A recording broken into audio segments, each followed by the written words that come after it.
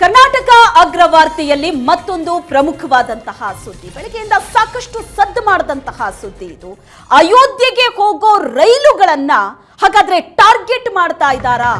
ಇಂಥದೊಂದು ಅನುಮಾನ ಬರೋದಕ್ಕೆ, ಇಂಥದೊಂದು ಪ್ರಶ್ನೆ ಬರೋದಕ್ಕೆ ಕಾರಣ ಈ ಘಟನೆ. ವಿಜಯನಗರ ರೈಲ್ವೆ ನಿಲ್ದಾಣದಲ್ಲಿ ನಡೆದಂತ ಮಿಡ್ ನೈಟ್ ಹೈ ಡ್ರಾಮಾ. ಅಯೋಧ್ಯೆಯಿಂದ ಆಗಮಿಸ್ತಾ ಇತ್ತು ರೈಲು.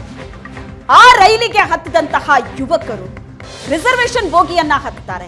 ಅಲ್ಲಿದ್ದಂತವರು ಇದು ರಿಸರ್ವೇಶನ್ ಬೋಗಿ, ಕೆಳಗಿಳಿರಿ ಅಂತಾರೆ.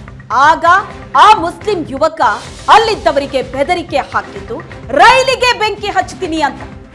ಈ ಬೆದರಿಕೆಯ ಮಾತು ಸಾಕಷ್ಟು ದೊಡ್ಡ ಗೊಂದಲಕ್ಕೆ ಕಾರಣ ಆಗುತ್ತೆ. ಅಲ್ಲಿಗೆ ರೈಲನ್ನ ನಿಲ್ಲಿಸ್ತಾರೆ. ಒಂದು ದೊಡ್ಡ ಪ್ರತಿಭಟನೆ ನಡೆಯುತ್ತೆ. ರೈಲ್ವೆ ಪೊಲೀಸರು ಬರ್ತಾರೆ.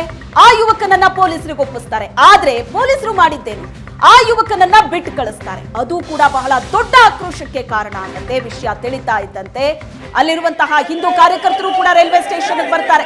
ಪರಿಸ್ಥಿತಿ ಹೇಗಿತ್ತು ಅನ್ನೋದರ ದೃಶ್ಯವನ್ನ ನೀವು ನೋಡ್ತಾ ಇದ್ದೀರಿ. ಈಗ ಆ ಮುಸ್ಲಿಂ ವ್ಯಕ್ತಿಯ ಬಂಧನ ಆಗಿದೆ. ಇಷ್ಟೆಲ್ಲ ಒತ್ತಡ ಬಂದ ನಂತರ ಆ ಮುಸ್ಲಿಂ ವ್ಯಕ್ತಿಯ ಬಂಧನ ಆಗಿದೆ. ಬೆದರಿಕೆ ಹಾಕಿದವನು ರೈಲ್ವೆ ಇಲಾಖೆಯ ಸಿ ದರ್ಜೆ ನೌಕರ. ಅಯೋಧ್ಯೆಗೆ ಹೋಗಿ ರಾಮಲಲ್ಲಾನ ದರ್ಶನವನ್ನ ಮಾಡಿಕೊಂಡು ವಾಪಸ್ ಆಗ್ತಾ ಇದ್ದವರು ಈ ರೈಲ್ನಲ್ಲಿದ್ದು. ಆ ರೈಲಿನ ರಿಸರ್ವೇಶನ್ ಬೋಗಿ ಹತ್ತಿದಂತಹ ಯುವಕರು ಅಲ್ಲಿದ್ದವರಿಗೆ ಆವಾಜ್ ಹಾಕ್ತಾರೆ, ಕಿಡಿಕಾರ್ತಾರೆ. ಈ ರೈಲನ್ನೇ ಸುಟ್ಟು ಬಿಡ್ತೀವಿ, ನಿಮ್ಮನ್ನೆಲ್ಲ ಸುಟ್ಟು ಬೂದಿ ಮಾಡ್ತೀವಿ ಅನ್ನೋ ಆವಾಜ್ ಹಾಕ್ತಾರೆ. ಆಗ ಶುರುವಾಗತ್ತೆ ನೋಡಿ ಗೊಂದಲ. ಅಲ್ಲಿ ಏನೆಲ್ಲ ಆಯ್ತು ಅನ್ನೋದ್ರ ದೃಶ್ಯವನ್ನ ನೋಡ್ತಾ ಇದ್ರಿ. ಆರೋಪಿಯನ್ನ ಪೊಲೀಸಿಗೆ ಒಪ್ಪಿಸಿದ ನಂತರ ಬೈದು ಬುದ್ಧಿ ಹೇಳಿ ಹಾಗೆ ಕಳಿಸ್ಬಿಡ್ತಾರೆ. ಅದು ಅಲ್ಲಿರುವಂತಹ ಹಿಂದೂ ಕಾರ್ಯಕರ್ತರ ಆಕ್ರೋಶಕ್ಕೆ ಕಾರಣ ಆಗುತ್ತೆ. ಬಹಳ ಜೋರಾದಂತಹ ಪ್ರತಿಭಟನೆ ನಡೆಯುತ್ತೆ. ಇದೇ ವಿಚಾರ ಪರಿಷತ್ನಲ್ಲೂ ಕೂಡ ಪ್ರತಿಧ್ವನಿಸುತ್ತೆ. ಈಗ ಆ ಆರೋಪಿಯನ್ನ ಪೊಲೀಸರು ಬಂಧಿಸಿ ವಿಚಾರಣೆ ನಡೆಸಿದ್ದಾರೆ.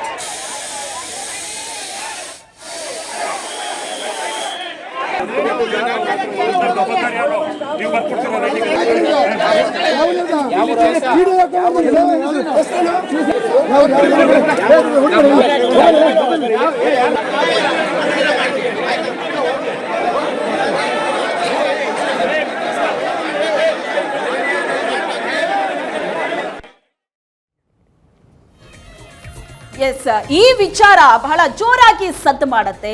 ಎಷ್ಟರ ಮಟ್ಟಿಗೆ ಅಂತ ಅಂದ್ರೆ ಪರಿಷತ್ನಲ್ಲೂ ಕೂಡ ಈ ವಿಚಾರ ಪ್ರತಿಧ್ವನಿಸುತ್ತೆ. ಕೋಟಾ ಶ್ರೀನಿವಾಸ್ ಪೂಜಾರಿ ಸರ್ಕಾರವನ್ನ ಪ್ರಶ್ನೆ ಮಾಡ್ತಾರೆ. ಅದ್ ಹೆಂಗ ಬಿಟ್ಟು ಕಳಿಸಿದ್ರಿ ನೀವು?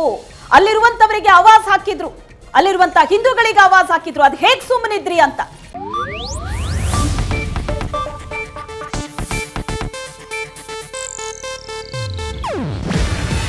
ಇದು ಏಷ್ಯಾನೆಟ್ ನ್ಯೂಸ್ ನೆಟ್ವರ್ಕ್ ಪ್ರಸ್ತುತಿ.